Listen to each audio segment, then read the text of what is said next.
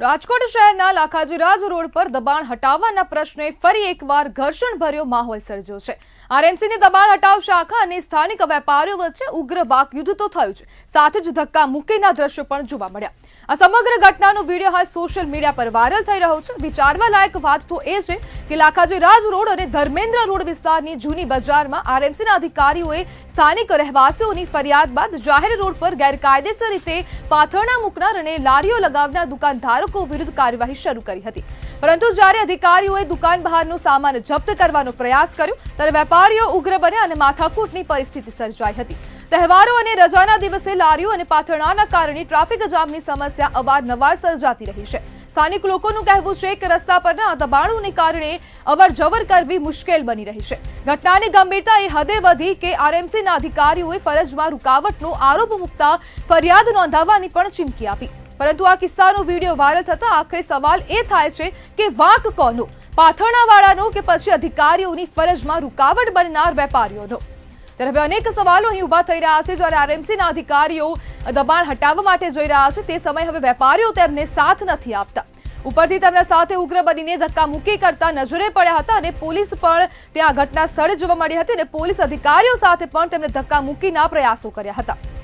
Lakhajiraj road પર RMC અને વેપારીઓનું ઘર્ષણ થયું હતું અને આ દબાણ હટાવવા માટે આરએમસીની જે દબાણ શાખાની ટીમ છે તે ત્યાં પહોંચી હતી અને કાર્યવાહી કરવા જઈ રહી હતી અને તે વચ્ચે જ હવે અધિકારીઓ અને વેપારીઓ વચ્ચે બબાલ સર્જાઈ હતી। જ્યારે બબાલ એટલી હદે ઉગ્ર બની કે જે અધિકારીઓ અને જે વેપારીઓ છે અને પાથરણાવાળા છે તેમની સાથે તેમના એકબીજા વચ્ચે વાક યુદ્ધ સર્જાયું હતું અને વાક યુદ્ધ બાદ ધક્કા મુક્કીના પણ દ્રશ્યો સામે આવ્યા હતા। સમગ્ર વિડીયો હાલ સોશિયલ મીડિયામાં વાયરલ થઈ રહ્યો છે અને દુકાનોના બહારનો સામાન જપ્ત કરતા માથાકૂટ સર્જાઈ હતી અને તે બાદ હવે પોલીસ દ્વારા પણ હવે વધુ તપાસ હાથ ધરવામાં આવી છે।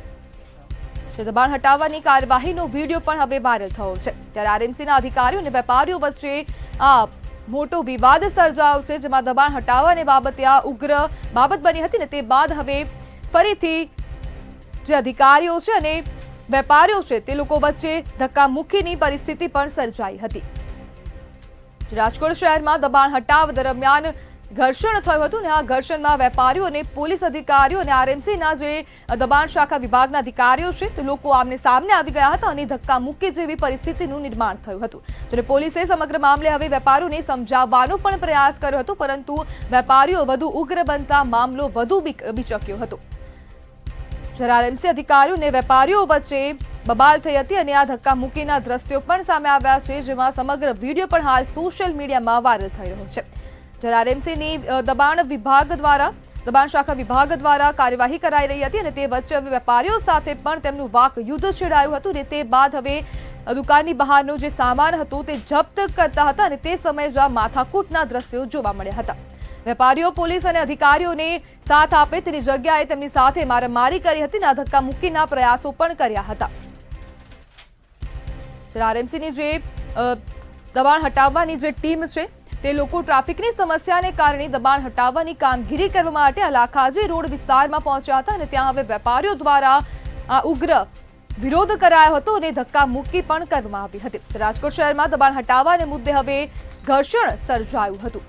વેપારીઓ, આરએમસીના અધિકારીઓ અને પોલીસ જવાનો વચ્ચે ઘર્ષણ થયું હતું અને આ લાખાજીરાજ રોડ પર જે માર્કેટ આવેલું છે ત્યાં દબાણ હટાવવા માટે પોલીસ અને જે આરએમસીની જે ટીમ છે તે પહોંચી હતી ને તે બાદ હવે આ સમગ્ર મામલો વધુ બિચક્યો હતો। ત્યારે સાથે વેપારી દિલીપભાઈ જોડાઈ ગયા છે। દિલીપભાઈ, દબાણ હટાવવા મુદ્દે હવે બબાલ થઈ છે, શું કહેશો?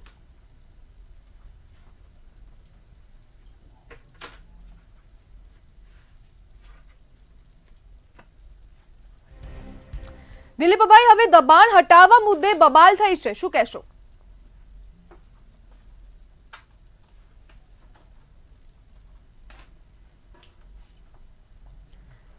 ત્યારે હવે આરએમસીના અધિકારીઓ દબાણ હટાવવા માટે ગયા હતા અને તે સમયે હવે આ સમગ્ર ઘટના બની હતી।